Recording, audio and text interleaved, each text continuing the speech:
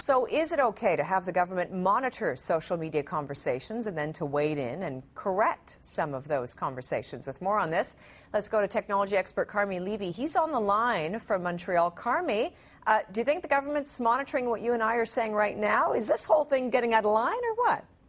Well, I think the potential is certainly there, and I really hate to be the cynic here because we really should be applauding the government for recognizing that social media are the new way that Canadians keep in touch, and certainly in order to be involved in that discussion, you have to be involved in that discussion as well. So, kudos to Harper's Conservatives, to the government for wading into the wilds of social media and starting to move policy generation into this new realm. It only makes sense, but at the same time, it opens up a bit of a question. I'd like to call it a Pandora's box of what exactly is the government's aim here?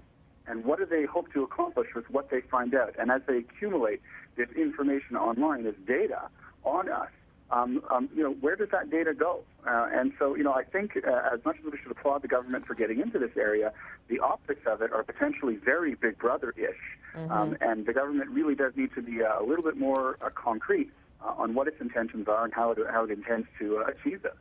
So you're concerned about, A, the optics, B, the motives.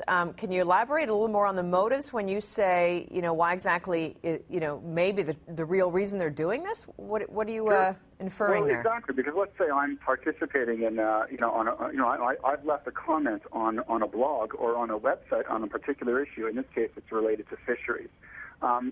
I would feel very funny if suddenly, out of the blue, someone from the government gives me a call or emails me or posts a rebuttal online to me without really understanding the context of that. And so at this point, if I don't really understand where that response is coming from, I'm going to wonder every time I post online, is someone from the federal government watching what I'm saying? Right. Do I have to change the temper or the tone of my argument simply because I worry that I'm being watched? It is a little bit scary. We've been talking about this risk, this online risk for so long. Now that the government is wading into it, I think it needs to be very conscious of the potential for those fears to come true. So you do foresee, people who are engaged in, maybe a political conversation online in some sort of social forum, that there's going to be an element of fear and that eventually it could change what people do say on the internet if it's political in nature?